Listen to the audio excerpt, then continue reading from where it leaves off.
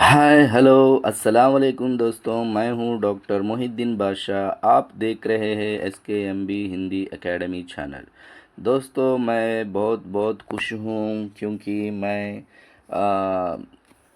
25 मार्च को मैं आंध्रा यूनिवर्सिटी से वाइस चांसलर के हाथों से मैंने मेरा PhD डिग्री लिया हूं। देखिए, देख सकते हैं।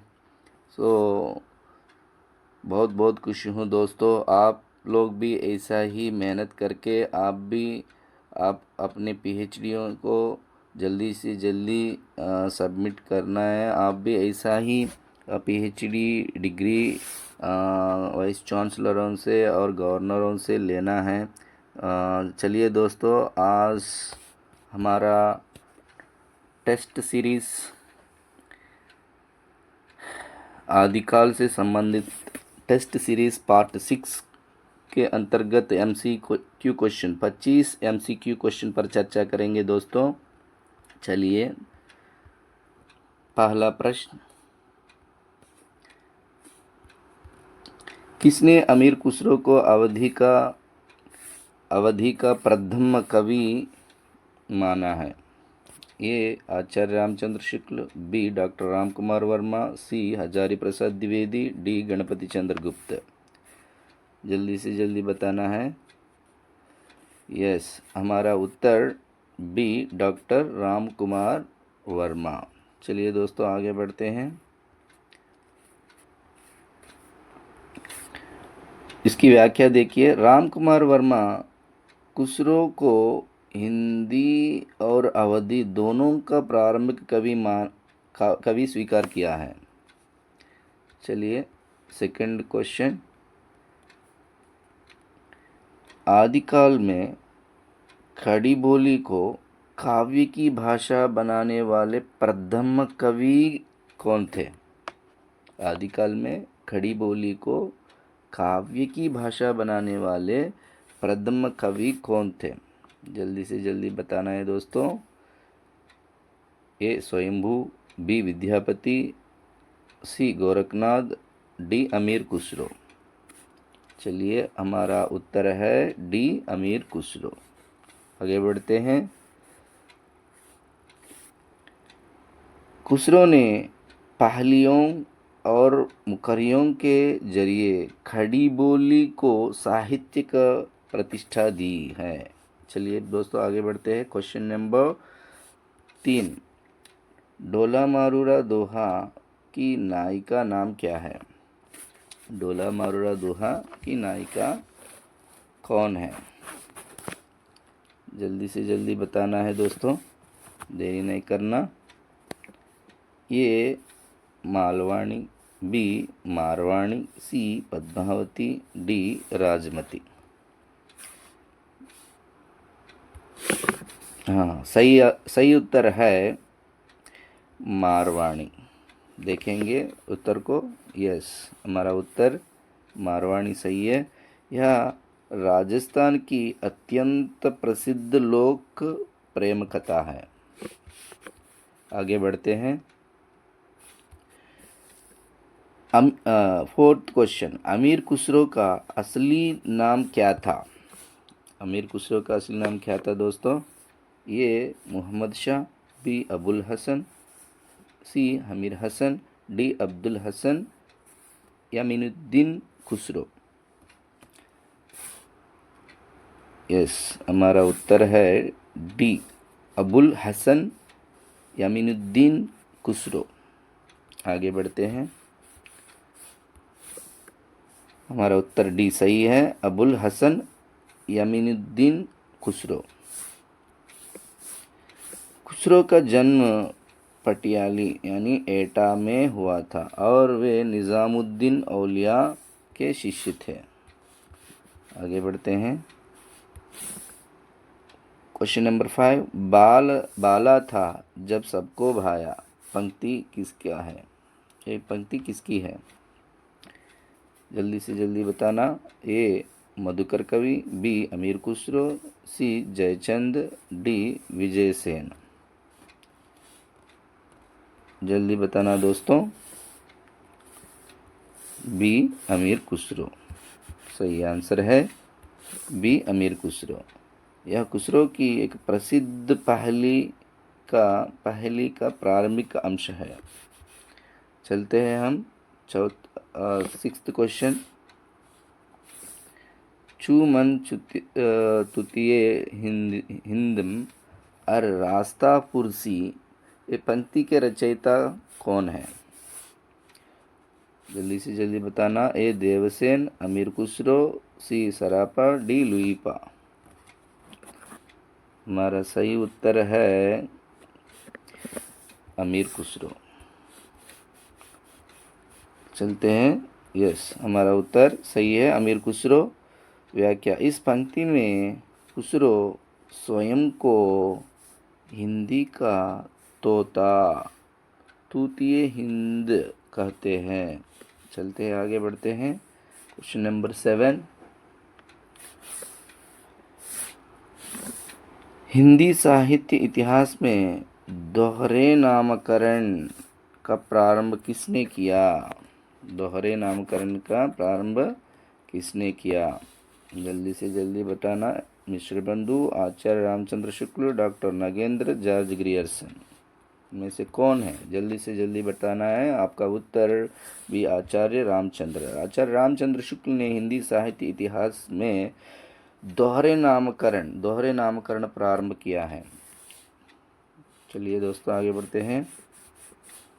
यस, आचार्य रामचंद्र शुक्ल। आचार्य रामचंद्र शुक्ल ने प्रत्येक कालखंड को 2 नाम दिए हैं। जैसे आदिकाल को वीरगाथा काल और रीतिकाल को उत्तर मध्यकाल। उन्होंने दोहरा नामकरण इसलिए किया ताकि काल की मुख्य प्रवृत्ति और समय सीमा दोनों स्पष्ट हो सके। चलिए दोस्तों, आगे बढ़ते हैं। Question number 8। बीसल देव रासो में किसके अनुसार 200 चरण है? किसके अनुसार 200 चरण है? ये Acharya Ramchandra Shukla, B doctor Bachchan Singh, doctor Nagendra, Hazari Prasad Dwivedi. सही आंसर है किसके अनुसार? आचार्य रामचंद्र शुक्ल के अनुसार बिसल देव रासो में 2000 चरण हैं। चलिए दोस्तों, आगे बढ़ते हैं। सही है, हमारा उत्तर सही है। आचार्य रामचंद्र शुक्ल जी ने अपने इतिहास ग्रंथ में बीसल देव रासो के नारपति नाल्हाकृत होने और इसमें छंदों की संख्या के विषय में विस्तार से चर्चा की है। चलिए आगे बढ़ते हैं। Question number 9। जज्जल और अमीर रासो का एक पात्र किसने माना है? एक पात्र किसने माना है? क्या दोस्तों देखिए, जज्जल को अमीर रासो का एक पात्र, एक कैरेक्टर किसने माना है? आपका सही उत्तर है आचार्य रामचंद्र शुक्ल। चलिए दोस्तों, आगे बढ़ते हैं। यस, हमारा उत्तर सही है, आचार्य रामचंद्र शुक्ल। शुक्ल जी के अनुसार अमीर रासो में जज्जल नामक एक पात्र का उल्लेख आता है, जिसे बाद में कुछ विद्वानों ने कवि भी मान लिया है। चलिए दोस्तों, क्वेश्चन नंबर 10। विद्यापति ने अपभ्रंश से भिन्न प्रचलित बोलचाल की भाषा को देशी भाषा कहा। यह कथन किसका है? ये डॉक्टर नगेंद्र, बी निराला, सी बच्चन, डी शुक्ल। आपका सही उत्तर है डी आचार्य रामचंद्र शुक्ल। देखते हैं उत्तर को। यस, हमारा उत्तर सही है, आचार्य रामचंद्र शुक्ल। शुक्ल जी ने विद्यापति के संदर्भ में उनकी प्रसिद्ध उक्ति उद्धृत की है। देसल बयान सब जन मिठ, तैसन जंपहु अवहट्ट। चलिए दोस्तों, आगे बढ़ते हैं। Question number 11। पुष्पदंत 1972 ई की रचना आदि पुराण और उत्तर पुराण चौपाइयों में रचित है तथा जसह हरिचर्यु भी चौपाइयों में किसने अनुसार रचा गया है। चलिए दोस्तों, ऑप्शन ए श्याम सुंदर दास, बी आचार्य रामचंद्र शुक्ल, सी बच्चन सिंह, डी डॉक्टर नगेंद्र। हमारा सही उत्तर है डॉक्टर नगेंद्र। चलिए आगे बढ़ते हैं। यस, हमारा उत्तर डॉक्टर नगेंद्र। हालांकि प्रश्न में शुक्ल जी का संदर्भ है, लेकिन पुष्पदंत के काल और रचनाओं का विस्तृत वर्गीकरण डॉक्टर नगेंद्र के इतिहास से अधिक स्पष्ट है। क्वेश्चन नंबर 12, हेमचंद्र का व्याकरण ग्रंथ सिद्ध हेमचंद्र शब्दानुशासन सिद्धराज के समय में बनाया, यह कथन किसका है दोस्तों? Doctor Bachchan Singh, Ramchandra Shukla, doctor Nagendra, D Ram Kumar Verma. हमारा सही उत्तर है डॉक्टर आचार्य रामचंद्र शुक्ल। शुक्ल जी ने आदिकाल के जैन साहित्य प्रकरण में हेमचंद्र का परिचय देते हुए बताया कि उन्होंने गुजरात के सोलंकी राजा सिद्धराज जयसिंह के समय यह ग्रंथ लिखा था। क्वेश्चन नंबर 13, जैनाचार्य मेरुतुंग का ग्रंथ प्रबंध चिंतामणि एक संस्कृत ग्रंथ है, कथन किसका है? ए आचार्य रामचंद्र शुक्ल, बी राम कुमार वर्मा, गणपति चंद्रगुप्त, डॉक्टर नगेंद्र। जल्दी से जल्दी बताना है दोस्तों। यस, आपका सही उत्तर है आचार्य रामचंद्र शुक्ल। चलते हैं इसके व्याख्या पर।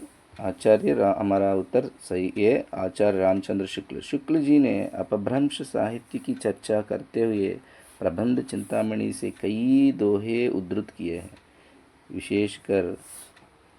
विशेषकर मुंज और भोज के प्रसंग में है। क्वेश्चन नंबर 14, हिंदी साहित्य के आदिकाल का समय महाराज भोज के समय से हम्मीर देव के समय तक का किसने माना दोस्तों? जल्दी जल्दी। ए धीरेन्द्र वर्मा, गणपति चंद्रगुप्त, डॉक्टर नगेंद्र, आचार्य रामचंद्र शुक्ल। यस, हमारा सही उत्तर है डी आचार्य रामचंद्र शुक्ल।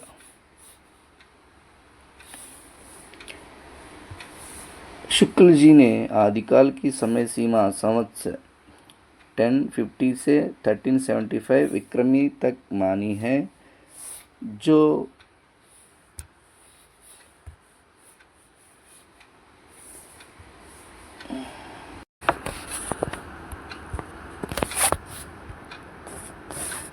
चलिए दोस्तों, थोड़ा सा डिस्टर्बेंस हो गया है। देखते हैं 14th क्वेश्चन। हिंदी साहित्य के आदिकाल का समय महाराज भोज के समय से हम्मीर देव के समय तक किसने माना? आपका उत्तर जल्दी से जल्दी देना है आचार्य रामचंद्र शुक्ल। चलते हैं व्याख्या पर। शुक्ल जी ने, हमारा ऑप्शन डी सही है, शुक्ल जी ने आदिकाल की समय सीमा संवत 1050 से 1050 से 1375 विक्रमी तक मानी है, जो महाराज भोज से हम्मीर देव के समय तक बैठी थी। चलिए 15 प्रश्न पर, क्वेश्चन नंबर 15 पर चलेंगे। डॉक्टर नगेंद्र के अनुसार किस इतिहासकार ने अपने इतिहास ग्रंथ में अपभ्रंश साहित्य को हिंदी साहित्य से अलग मानकर उसे पूर्व पीठिका के रूप में प्रस्तुत किया है? जल्दी से जल्दी बताना है दोस्तों। Yes, Ganpati Chandragupta, doctor Dhirendra Verma, doctor Nagendra, Acharya Ramchandra Shukla. हमारा सही उत्तर है आचार्य रामचंद्र शुक्ल। चलते हैं। आचार्य रामचंद्र शुक्ल ने स्पष्ट लिखा है कि अपभ्रंश को पुरानी हिंदी माना जा सकता है, पर वह शुद्ध हिंदी नहीं है, इसलिए उन्होंने उसे प्राकृत भाषा, क्या कहा दोस्तों, प्राकृत भाषा हिंदी कहकर पूर्व पीठिका में रखा। आगे बढ़ते हैं। कवि रोड़ा किस शती के कवि हैं? ये 8वीं, बी 10वीं, सी 12वीं, डी 14वीं। जल्दी से जल्दी बताना है दोस्तों। यस, 10वीं। चलते हैं इस व्याख्या पर। बी हमारा सही उत्तर है। कवि रोड़ा द्वारा रचित राहुल वेल एक शीलांकित कृत है। इसका समय 10वीं शताब्दी के आसपास माना जाता है, जो हिंदी साहित्य की प्रारंभिक अवस्था आदिकाल का परिचायक है। चलिए दोस्तों आगे बढ़ते हैं। बच्चन अनुसार रावलवेल का अर्थ है, बच्चन अनुसार रावलवेल का अर्थ है राजविलास, भोगविलास, भाव प्रधान कोई नहीं है। चलिए दोस्तों इस उत्तर पर जल्दी जल्दी से बताना है आपका उत्तर। यस, बच्चन अनुसार रावलवेल का अर्थ है राजविलास। देखते हैं उत्तर। सही आंसर है राजविलास। डॉक्टर बच्चन सिंह ने अपनी पुस्तक हिंदी साहित्य का दूसरा इतिहास में रावलवेल के अर्थ और शिल्प पर विस्तार से चर्चा की है, जिसमें इसे राजविलास की परंपरा से जोड़ा गया।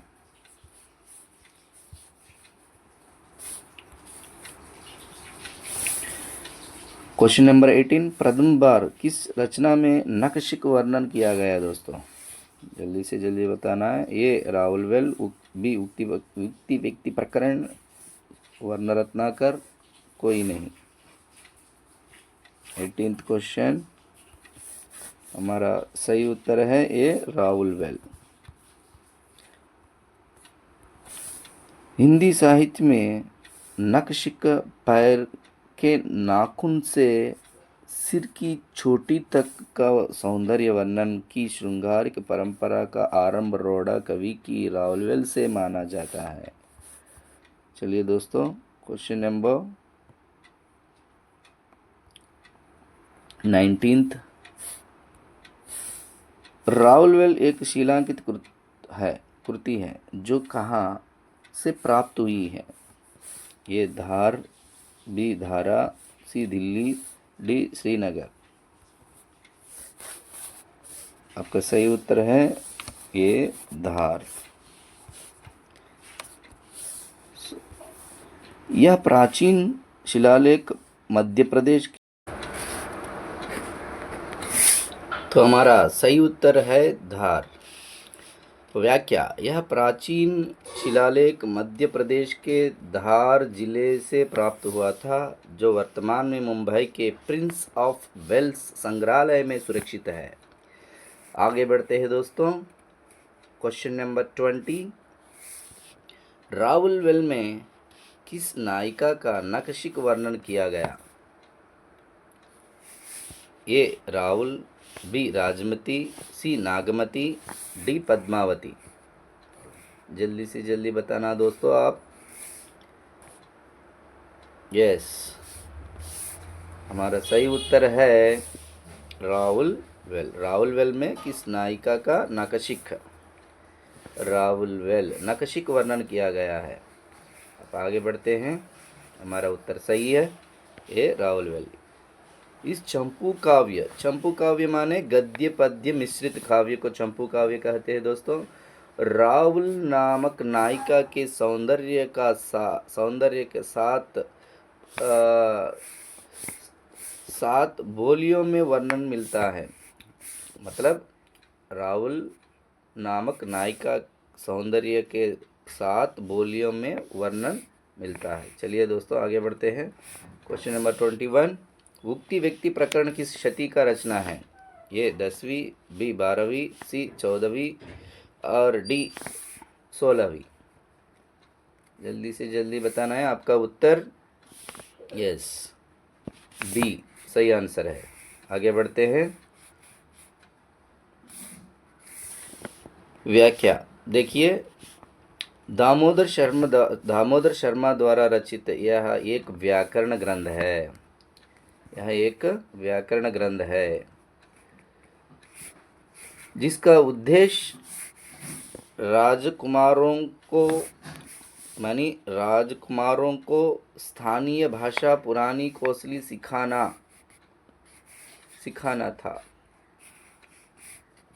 चलिए दोस्तों आगे बढ़ते हैं। क्वेश्चन नंबर 22, सुनीत कुमार चटर्जी ने उक्ति व्यक्ति प्रकरण की भाषा को कहा। ये प्राचीन कौशली, बी नवीन कौशली, सी ब्रज, डी सभी। जल्दी से जल्दी बताना है दोस्तों। यस, आपका उत्तर है प्राचीन कौशली। सुनीत कुमार चटर्जी ने उक्ति व्यक्ति प्रकरण की भाषा को क्या कहा दोस्तों? प्राचीन कौशली कहा। याद रख लेना, बहुत महत्वपूर्ण प्रश्न है। देखते हैं इस व्याख्या पर। यस, इसका उत्तर प्राचीन कौशली सही है। व्याख्या, डॉक्टर चटर्जी ने भाषाई विश्लेषण के आधार पर इसे प्राचीन कौशली यानी अवधि का पुराना रूप माना है। आगे बढ़ते हैं। क्वेश्चन नंबर 23, वर्ण रत्नाकर के रचयिता कौन है दोस्तों? ये ज्योतिरीश्वर ठाकुर, दामोदर शर्मा, रोड़ा, डी चंदबरदाई। जल्दी से जल्दी बताना दोस्तों। यस, ज्योतिरीश्वर ठाकुर का सही उत्तर ये ऑप्शन ये सही है।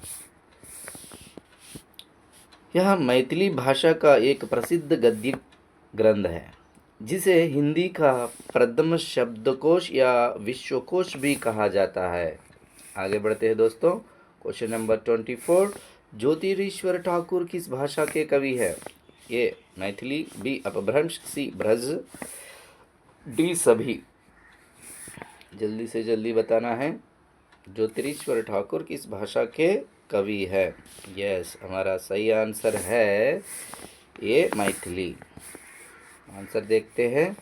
यस, ये मैथिली।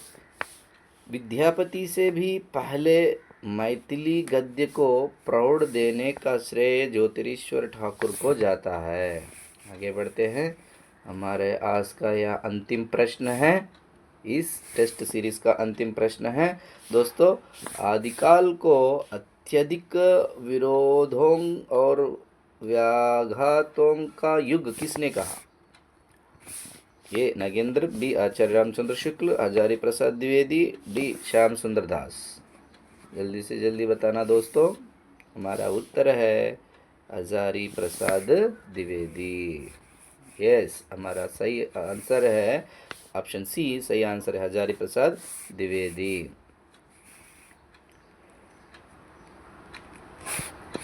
व्याख्या देखेंगे दोस्तों। द्विवेदी जी का मानना था कि इस काल में परस्पर विरोधी विचारधाराएं और प्रवृत्तियां एक साथ चल रही थी, जिससे इसे किसी एक नाम में बांधना ठीक ना था। यही है दोस्तों आज हमारा टेस्ट सीरीज पार्ट 6। टोटल कुल 25 प्रश्न MCQ प्रश्न पर चर्चा किए हैं। सो बहुत बहुत धन्यवाद दोस्तों। आज इस सत्र को हम समाप्त करते हैं, फिर अगले वीडियो में मिलेंगे दोस्तों। धन्यवाद।